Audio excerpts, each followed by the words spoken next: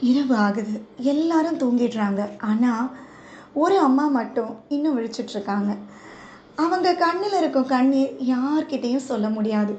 அந்த கண்ணீர் அவங்க தலையனோட மட்டும் தான் பேசும். No one sees her pain. No one hears her silence.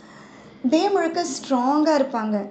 ஆனா, இரவுல அவங்க மனசு மட்டும் உடைஞ்சு போகுது. சம்டைம்ஸ் இந்த லைஃப் ஏன் இப்படி இருக்குன்னு கேட்பாங்க. ஆனால் அடுத்த நிமிஷம் அவங்க குழந்தைங்களோட முகம் நினைவுக்கு வரும்.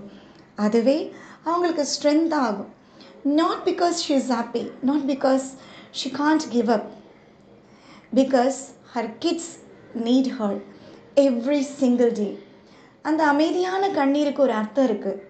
அது பலவீனம் அல்ல, அது ஒரு அம்மாவோட சக்தி. No matter how broken she feels, she lives again for that one word, Amma.